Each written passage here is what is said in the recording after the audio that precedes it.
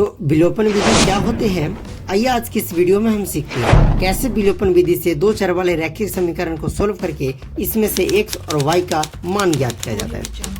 तो आपके पास दो समीकरण इस तरीका से दिए हुए रहेंगे और वहाँ पे बोलेगा कि आप इस समीकरण का मान यानी कि समीकरण का हल विलोपन विधि द्वारा कीजिए, यानी x और y का मान जो निकालिए आप विलोपन विधि के द्वारा निकालिए।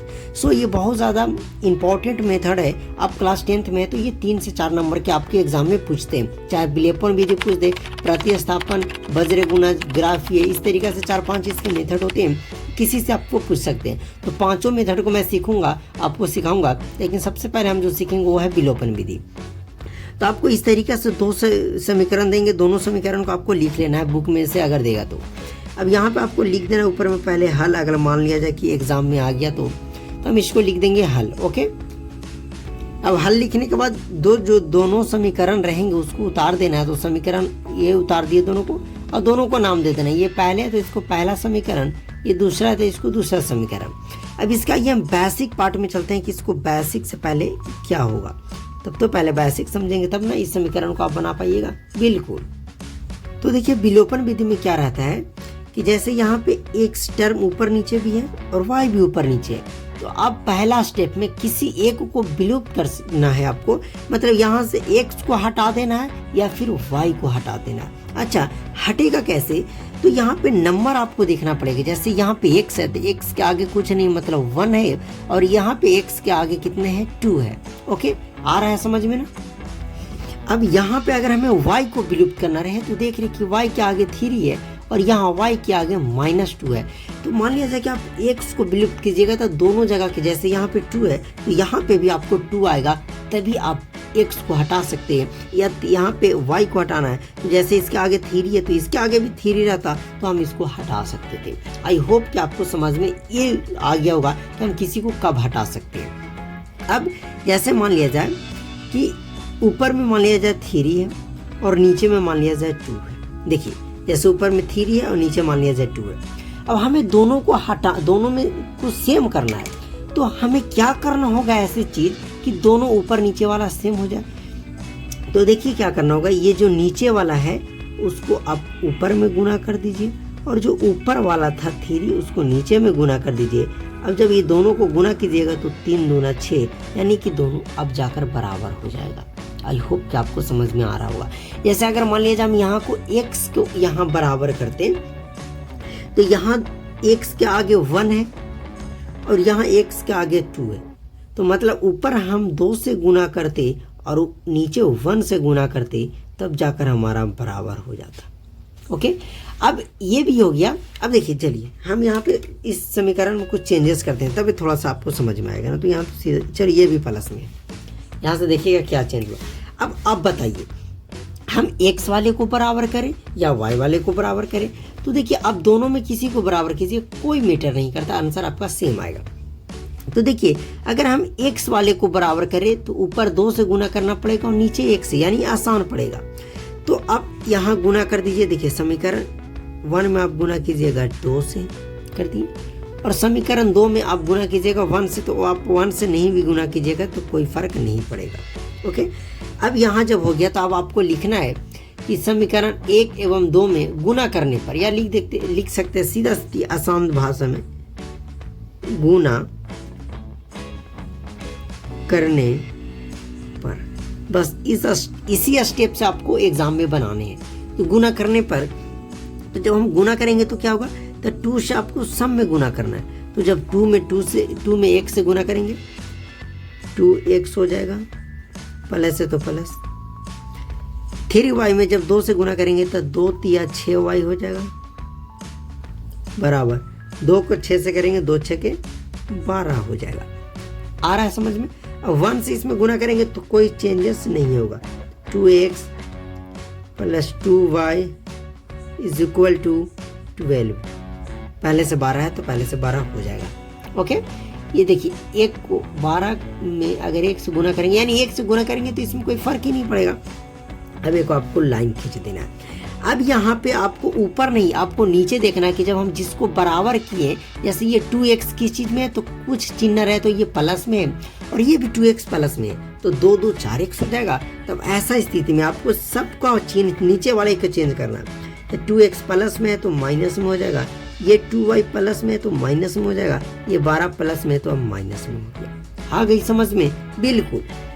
अब आप यहाँ से देख रहे होंगे कि 2x प्लस में और 2x माइनस में कह सकते हैं कि 2 में से 2 का हटेगा तो हमारा 0 बचेगा। क्या बचेगा बताइए? 0। तो ये 2x खत्म हो गया। अब 6y और माइनस का 2y, तो 6y में से 2y जाएगा तो आपका 4y बचेगा ना। अब देखिए 12 और 12 में से गया तो 0। अब ये 4 गुणे का उधर जाएगा तो आपका भाग में बदलेगा, तो 0/4 कह सकते हैं कि y का जो मान आया आपका वो आया 0। अब यहाँ पे समझ में नहीं आया, देखिए कोई भी नंबर इस तरीका से लिखा रहे, एक ABCD का कोई अच्छा बीच में कोई सिंबल नहीं, इसका मतलब गुना होता है। और आप पढ़े होंगे एक और बेसिक चीज़ कि अगर ये प्लस में कोई चीज़ है, इसको जब हम बराबर के दूसरी तरफ बदलते हैं माइनस में बदलता है, माइनस प्लस में और गुना भाग में और भागा गुना में। देखिए मैं इतना बेसिक्स आपको बताता हूँ कि एक बच्चा भी आपका कोई सीख लेगा। अब हम यहाँ पे देख रहे हैं कि y का वैल्यू हमारा 0 आ गया, पर क्या हमें सिर्फ y की वैल्यू चाहिए? नहीं, हमें x की भी वैल्यू चाहिए। तो आप y का वैल्यू चाहे तो समीकरण 1 में या 2 में किसी में रख दीजिए, आपको जिसमें आसान लगता है उसमें रख दीजिए, आपका y का x का वैल्यू आ जाएगा। ओके, तो हम चलिए रखते हैं y का मान समीकरण 1 में रखने पर। ठीक है, रख दीजिए, लिख दीजिए। तो मैंने क्या लिखा कि y का मान समीकरण 1 में रखने पर, अब y का मान समीकरण 1 में रखने पर, तो समीकरण 1 क्या है? x + 3y = 6। आप इसमें किसी में रख दीजिए, उसका मान सेम आएगा। तो समीकरण 1 क्या है?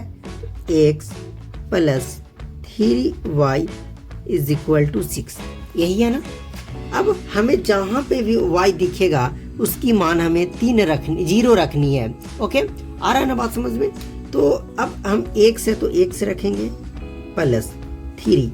अब वही मैं बताया कि बीच में अगर कोई सिंबल नहीं, इसका मतलब गुना, तो y की जगह क्या रखेंगे? तो बोलोगे कि 0 रखेंगे। क्यों? क्योंकि y का मान हमारा 0 आया = 6। अब 3 को जब 0 से गुना करेंगे तो हमारा 0 आएगा = 6, यही होगा। अब देखिए 0 प्लस का उधर जाएगा तो माइनस, यानी कि 0 को लेकर जाइए तो कोई फर्क नहीं पड़ेगा, x = 6 आ गया। ओके, तो कह सकते हैं यहाँ से कि y का जो हमारा मान आया वो 0 आया, x का मान आया वो 6 आया। अब आप कहिएगा कि हम कैसे माने कि आप जो बनाए हैं वो बिल्कुल सही है, क्या गलत नहीं हो सकता? बिल्कुल, आप बेफिक्र रहिए, मैं जांच करना बताऊंगा। एक बार फिर से इस मेथड को हम समझते हैं दोबारा से। ओके, तो दोबारा से समझते हैं। तो हमारे पास 2 समीकरण दिए हुए थे, 2 चर वाले रैखिक समीकरण, और इसे हमें बोल रहा था कि इसे हल कीजिए, लेकिन इसमें एक मेथड लगाना है, वो है विलोपन विधि। जो आपको किस मेथड से इसको सोल्व करना है? विलोपन विधि से। विलोपन विधि से सोल्व करने का एक ही तरीका होता है कि आप चाहे किसी एक को विलुप्त कर दीजिए, जैसे यहाँ पे x है तो x वाले को विलुप्त कीजिए, या y है तो y वाले को विलुप्त कर दीजिए, मतलब हटा दीजिए, गायब कर दीजिए। तो गायब करने का एक ही तरीका मैं बताया कि अगर उसके आगे ऊपर में 3 है तो नीचे भी 3 होना चाहिए, अगर ऊपर में 1 है तो नीचे भी 1 होना चाहिए, ऊपर 20 है तो नीचे भी 20 होना चाहिए। और कैसे बराबर होते हैं वो मैं करना सिखा दिया। फिर उसके बाद मैंने लिखा गुना करने पर, तो ऊपर में किया 2 से और नीचे में 1 से, क्योंकि हम ये x वाले को बराबर किए। आप y वाले को भी बराबर करते तो कोई दिक्कत नहीं होता। इतना करने के बाद गुना करने पर अब यहाँ पे देखना है, जब चिन्ह सब प्लस में था तो हम माइनस में चेक किए। अगर मान लिया जाए कि 2x पहले ही -2x रहता तो इसमें हम चिन्ह को चेंज नहीं करते। आई होप कि आपको समझ में आ रहा होगा। ओके, तो चलिए अब उसके बाद अब इसको चेक कैसे करें। तो देखिए हमने देखा कि y का मान 0 आया और x का मान 6। तो आपको क्या करना है कि जहाँ जहाँ x और y का मान दिया हुआ है 0 और 6 रखना है। अगर बराबर में 6 आ गया और फिर यहाँ पे भी समीकरण 2 में भी उसका मान रखना है x और y का, अगर 12 आ गया तो आपका बना हुआ बिल्कुल सही है। आइए हम इसको चेक करते हैं कि कैसे चेक किया जाता है, जांच कैसे किया जाता है कि मैंने बताया वो सही है या गलत। तो आइए इससे हम जांच करते हैं। तो हमने पहले निकाला कि x का मान जो आया हमारा 0 से 6 और y का मान हमारा 0। अब जांच करने के लिए तो समीकरण 1 हमारा यही था और ये हमारा दूसरा समीकरण था ना। तो पहले समीकरण में जहां जहां x और y का वैल्यू दिख रहा है वहां रख दीजिए। तो x की जगह हम क्या रखेंगे, 6 रखेंगे प्लस 3y, तो 3 इसका मतलब गुना होता है ना, y की जगह हम रखेंगे 0, 6 प्लस 3 में 0 से गुना करेंगे 0, कहेंगे 6। तो देखिए कि ये वाला 6 आ गया, ठीक है, आ गया। अब यहाँ पे भी करेंगे तो 2 गुना x के जगह हम 6 रखेंगे, क्यों, क्योंकि x का मान 6 आया, प्लस 2 y के जगह हम 0 रखेंगे, क्यों, क्योंकि y का वैल्यू 0 आया। 2 6 से करेंगे यानी 2 6 करेंगे 12 होगा, प्लस 2 को 0 से गुना करेंगे 0।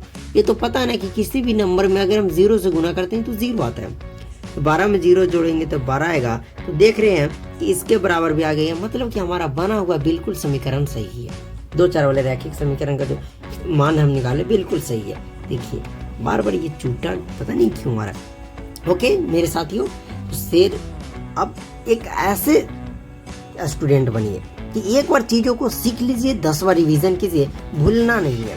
और मैं आपको उसी तरीका से बनाता हूँ, तो बस एक बार अगर आप चीज़ों को सीख लेते हैं ना, दोबारा सीखने की ज़रूरत नहीं पड़ेगी, बशर्ते आप इसका प्रैक्टिस कर लीजिएगा। तो ये मेरा वादा है, मैं बहुत ही बेहतरीन तरीका से, बिल्कुल मैं मेहनत तक करके मैं पहले ही इसको अच्छे से अब मैं खुद इसको अच्छे तरीक़ा से एनालिसिस करता हूँ कि यार मैं कैसे आपको बताऊँ कि समझ में आ जाए। कौन कौन सी इसमें बेसिक चीज़ें होती है वो मैं पहले छाड़ता हूँ, और उसके बाद मैं आपको डिलीवर करता हूँ अपनी सारी बेसिक चीज़ें के बताने के बाद उस कॉन्सेप्ट पे हम चलते हैं कि कैसे आपको बताया जाए। यार इतनी मेहनत के लिए आप चैनल को सब्सक्राइब तो कर ही सकते हैं। अगर आपको फ्यूचर में अच्छे तरीके से और भी किसी टॉपिक को पढ़ना है तो यार चैनल को सब्सक्राइब करके रखें। चलिए इस वीडियो को यहीं समाप्त करते हैं।